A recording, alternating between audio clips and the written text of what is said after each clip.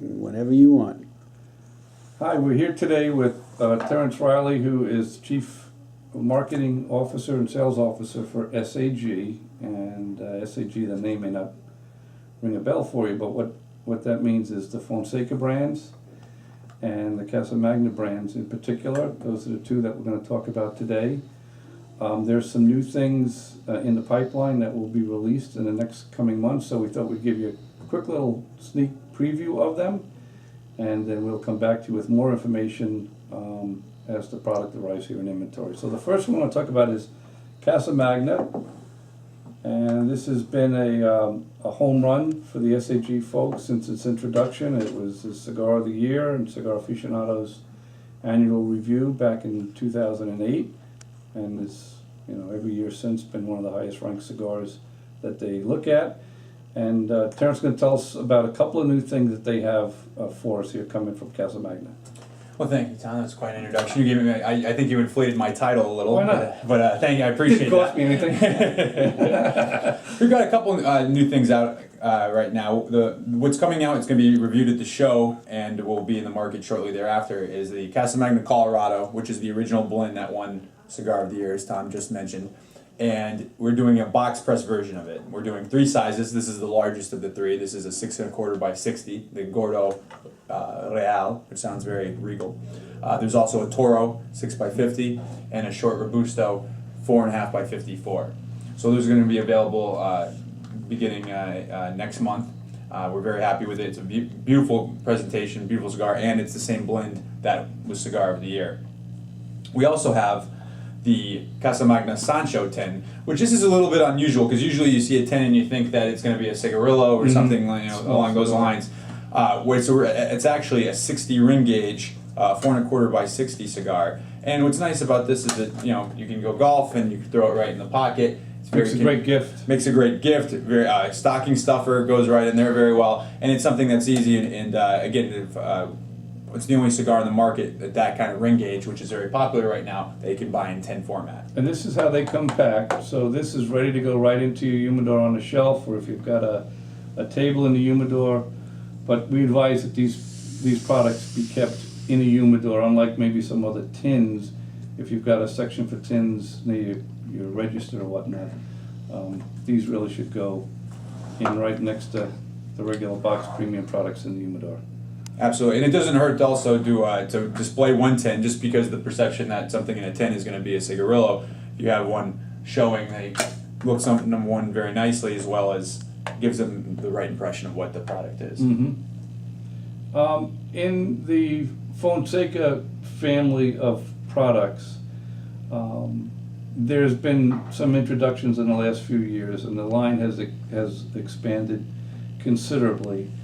And you know, the Fonseca name itself, with its heritage, still I think evokes in most of the consumers' minds that we talk to of a mild, medium-bodied cigar. But the line has extended quite a bit. Is there, you know, maybe a couple of words you could say about the different segments to the family line now? No, absolutely, and that's actually a great point. One of the lines I hear a lot is that perception does exist that Fonseca is a mild cigar. It's almost a backhanded compliment sometimes. I hear, "Oh, Fonseca, oh, great mild cigar. I used to smoke that, but I smoke stronger cigars now." And we've been fighting against that perception for the last couple of years now, and we've come up with a couple cigars that have really don't fit that profile at all. The Fonseca Cubano Limitado, which is a beautiful cigar, has a Criollo 98 oily wrapper, stunning really.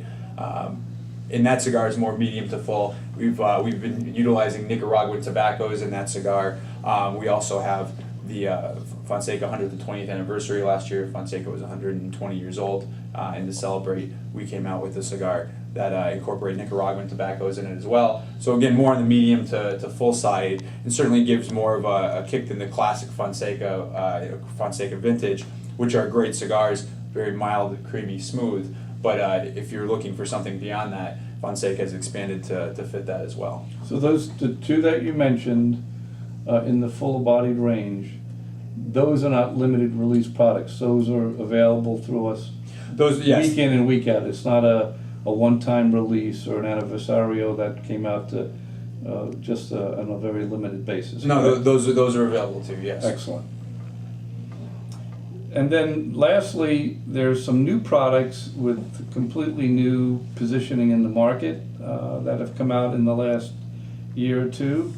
And we thought we'd just take a second or two just to review some of those. Yeah, the Casada, which our family name is Casada, we've in the last couple of years started incorporating that into some of our product line.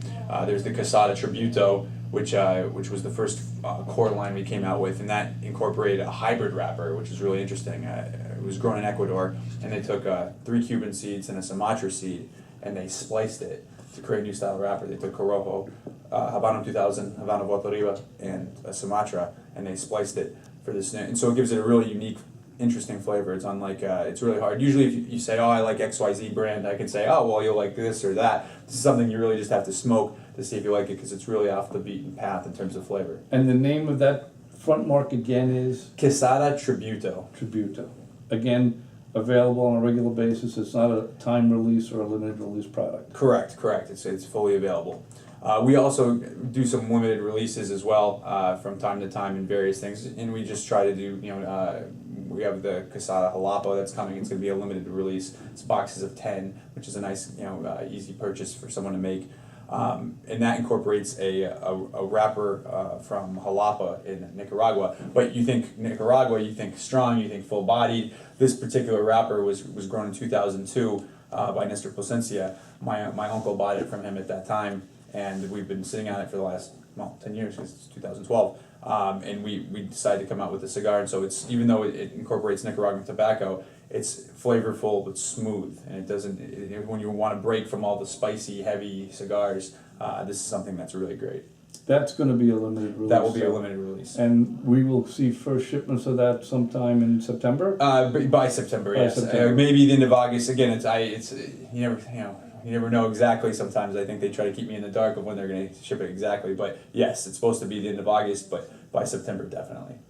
Excellent. Is there anything else in particular we should keep an eye out for in the next few months after the IPCPR? The one other thing would perhaps be with obviously the Pepin Garcia and his family, Yanni and Jaime, are known throughout the industry for making great cigars, and Yanni is good friends with my cousins Raquel and Patricia, and we're doing a limited edition cigar, Tres Renas, that they're going to make and we're going to distribute, and then send out to you, hopefully. Now, that cigar, when you say limited, is it limited in terms of its production or limited in terms of when it might be available in the marketplace? It's limited in terms of its production. It's the first project we're doing with them, and we wanted to do something on a small scale. Okay. And something that also that it's the wrapper on it is this broadleaf from Connecticut River Valley, right, up the block almost, and it's combined with Nicaraguan tobaccos, and it's really what's interesting about it is that it doesn't taste anything to me that they make. It doesn't taste anything similar to any of their other product lines, and it doesn't taste similar to anything that we make either. So it's something that's different from two families that a lot of people are well familiar with. It's something new. And lastly, you referred to him briefly, your uncle Manuel Quesada. Maybe just a little bit about the long, glorious history of.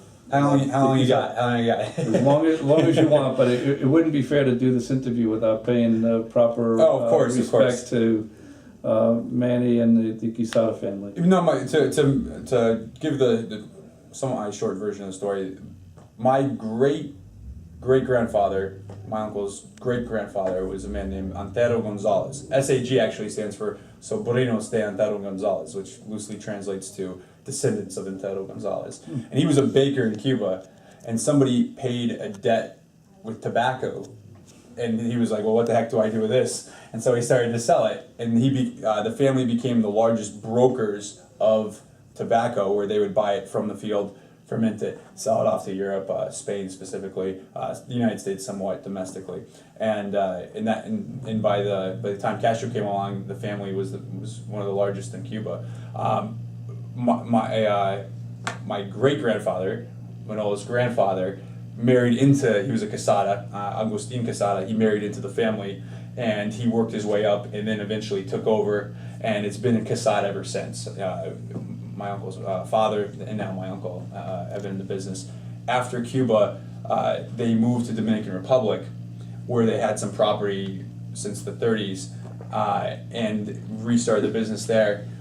Again, brokering tobacco, buying it, fermenting it, and selling it off. And then as time went on, in '72 they opened the factory in the Free Zone in Santiago, and basically the factory, which only started off as a small part of the business, is really the main business, and the brokerage died away as growing tobacco in places like Brazil and Colombia and God knows where else became cheaper to do, and it wasn't a viable business anymore. Interesting. That's a great story. Well, thank you very much, Terrence. Oh, it was my pleasure. I look forward to the arrival of those new products here in the next 4 to 6 weeks. I appreciate you having me. Thank you. Cheers. That wasn't so difficult, was it? No, I am good.